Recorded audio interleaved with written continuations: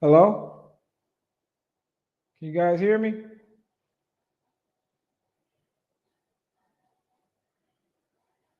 Hello? Hello? Nothing? This popped up there. Huh? Twitching noises. Huh? Twitching noises. Twitching noises? Mhm. Oh, here you go. It's working. Hey, can you guys hear me? All right. All right, guys, this is my daughter helping me.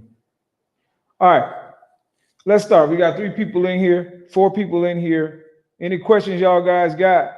I'll work with the four, it don't matter. As you can see, I made this magazine called Squared Circle Magazine, copying Ring Magazine. So I made up this squared circle, right? Two squared circle, right?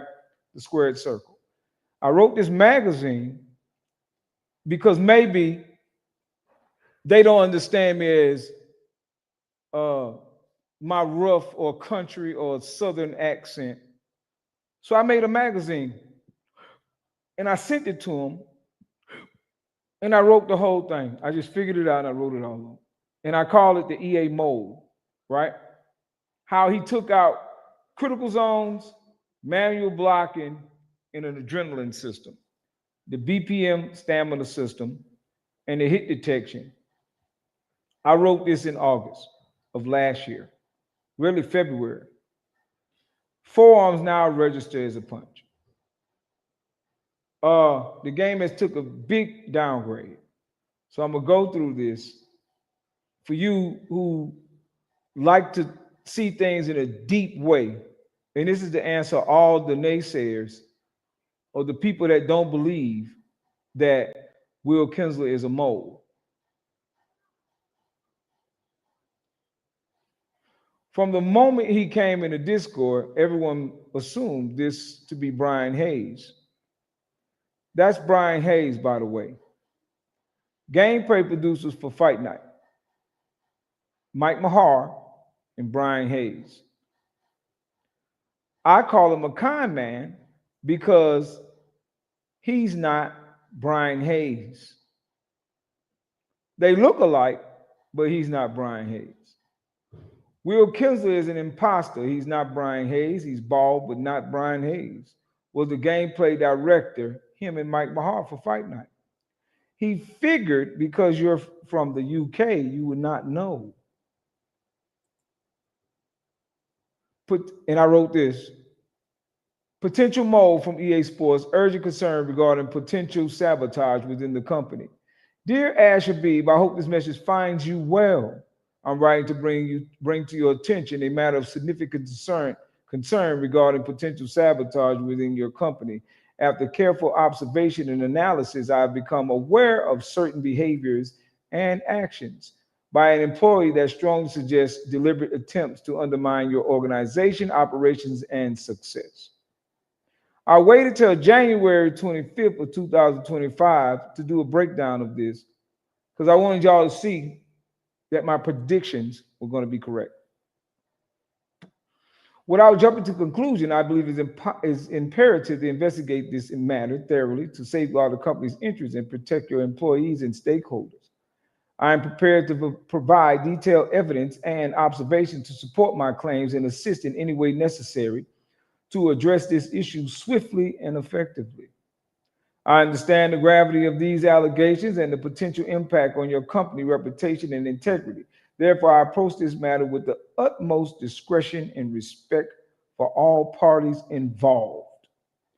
I am available at your earliest convenience to discuss this matter further and provide any additional information you may require. Thank you for your attention to this urgent matter. Sincerely, George D. Smith.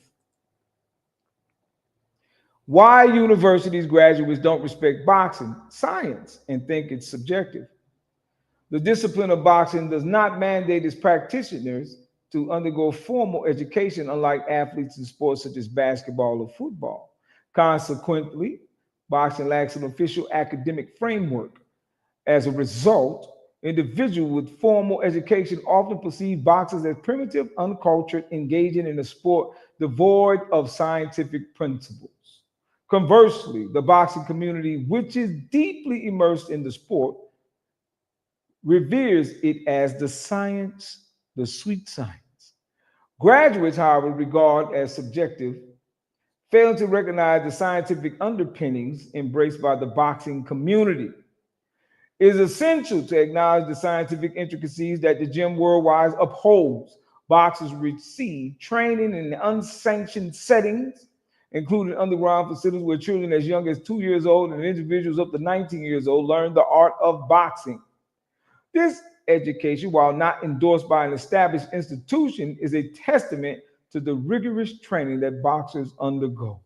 Despite this, it remains marginalized within the intellectual discourse, as anyone, regardless of background, can access this knowledge. This disconnect is especially evident when so-called learned individuals dismiss boxing as subjective, failing to recognize its depth and nuance. In the sport of boxing, a spectrum of individuals is present, ranging from underachievers and dropouts and standouts. It is crucial to elevate the discussion around boxing, acknowledging its depth and dedicated practitioners who engage in the sweet science. The sweet science, pugilism. Here's my explanation of how boxing is almost synonymous with going to school, like elementary all to high school and to universities, right? The jab is the fastest punch fundamentally. It's a rangefinder. A throw-off punch to land something big and agitated to make opponents make mistakes. A straight or a cross power shot, not a jab. Second fastest punch fundamentally comes from the back. It's powered by the pivot, the twisting of the waist, the shoulder, and the snap. The lead foot hook power punch, not power modifier, but power punch in conjunction with the straight. Third fastest punch, fundamentally. It's a devastating punch because it's in the front. So when you have someone throw the jab, baiting the front hook off the jab is sneaky and powerful and one of the leaders in knockouts. The lead foot, right? You call it the lead foot because if you be in southpaw, you still call it a 3 or a lead foot hook. Rear hook meaning the backhand. Some people say backhand, some people say rear hook. A punch that comes from the rear, the fourth fastest punch fundamentally. Hardly ever thrown, but is mostly used by street fighters. Left hook, right hook, constant. Don't get confused by the southpaw right hook in combination. Canelo throws the 1 to the head and 4 body, but he's in mid-range. Number 5, lead uppercut. The fifth fastest punch fundamentally usually goes behind a number 2, which is a cross. It's also sneaky, but it goes together well after the 2.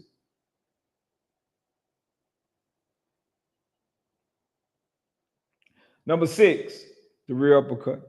A punch that comes from the rear, the most powerful of all punches, fundamentally, and the slowest, fundamentally. The hardest to set up in boxing, but usually a jab 1-6 combination. Pre-kindergarten, students enter school for the first time to learn academic fundamentals, ABCs and 1, 2, 3s. Boxers walk in the gym for the first time and learn the boxing fundamentals, hook, uppercut, feet placement, etc. Boxer has not fought any fights. First grade, student learns to master fundamentals taught in pre-K, kindergarten, write sentences, add, subtract. Boxers learn to master the jab, basic jab, tapper, backstep jab, power jab, double jab, body jab, counter jab. Second grade, students learn more difficult concepts, time, count money, tackle more complex math problems, begin writing their own stories, and become fluent readers and writers. Boxers learn to master the straight right hand, straight overhand, cross, jab, 2, overhand, chopping right, lead 2, straight from under the pipe, looping 2, corkscrew 2. Third grade, students become more open to abstract ideas and apply learned fundamentals to the real world scenarios, and also consider the year of academic growth for students. Learn decimals, fractions, and multiplication, how to measure weight and volume, vocabulary increases, and student learns how to find information in dictionaries and other reference books. Boxers become more adamant at the fundamentals that they learn.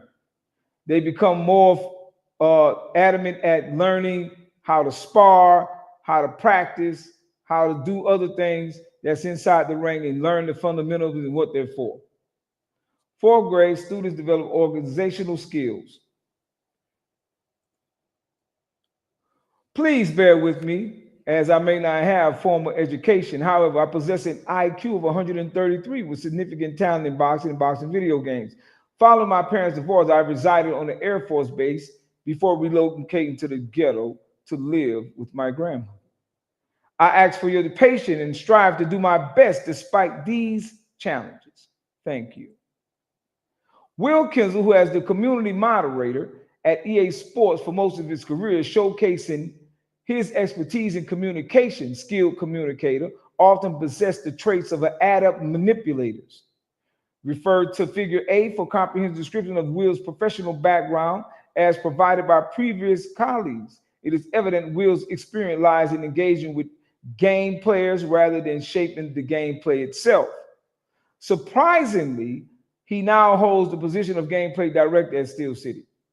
Upon reviewing, one may question how Will transition from overseeing the community to influence the gameplay of the entire game, a feat that seems achievable only by a skilled manipulator. Armed with extensive community moderator skills, moderator knowledge, Will understands that the gameplay director determines the game content. Thus, he recognized that securing the gameplay director role would grant him the control over the game's direction. Consequently, he influenced Ash to appoint him as the gameplay director. Delve in for more detailed information on Will. Account of how he steers the game, molding into his own visions rather than adhering to Ash's realistic game concept. Here's his resume. Here's the things people say about him. He talks about boxing history, not boxing technique inside the ring. And knowing what goes on in the ring is gameplay, and I'm hated for it. Here's somebody say he's very vocal and creates the round table on over talking. Ash Habib, the CEO. He's an expert communicator, meaning he can manipulate at a high level. You guys can't see it, but you can read it, right? The compliance with authenticity standards, technology integration, quality control, policy development, collaboration, consumer trust, brand protection, innovation. In essence, the director of product authenticity plays a crucial role in safeguarding the integrity of a company's product, thereby protecting the brand and ensuring customer trust. Director of product authenticity, gameplay director, director of global communications. That's what he started out as. That's his expertise. This is Rackzilla, Will Kinsler speaking here. MMA is one of the games that I can't take or leave. I like the old EA games, but the ground game was simple and intuitive. Adding unnecessary complexity hurt those games for me, where I just don't try them because I feel like I have to invest too much time. Notice when he used a reference, he used EA MMA, not EA Fight Night. Notice he used this. It's a fair point. Not everyone appreciates the nuance of a ground game. It's tougher for the average person to understand. He's an expert communicator, expert manipulator. Why is he going against the system? you already had in place. He likes simple button presses. This is an EA Sports format. The roundtable when he joined went from gameplay videos to discussion videos more than boxing technique gameplay because that's where he shines, which is what he is, a community mind. When he got hired on, he didn't understand this. That's why he removed it.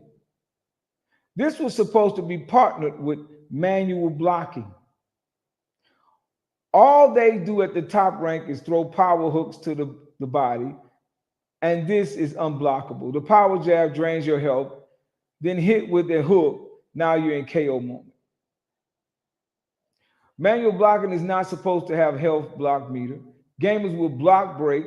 It's up to the players to protect these openings in the posture defense skill base. Ethan Bruins removed me from the leaderboard. Check it. It skipped from 242 to 261. Players would then have to pick their own shots instead of spamming with Roy Jones Jr.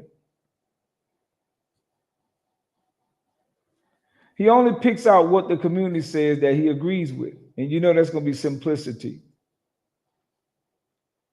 Boxer sales, how to get gamers to buy boxes they don't know. I'm going to cut this at 34 minutes. It's my first time doing this, and hopefully I have a bigger audience. Thank you. Sports Gaming Analysis. I'll start back doing it tomorrow. I didn't know you came in, Poe. The Boxing Theorists. I'm hoping that they take your advice and release that second beta for hardcore mode. If they want to revive their game, that's what they need to do. As they continue to update the game, it gets worse. That's a fact, brother. That's why I'm putting out this video. Hold on a second, guys.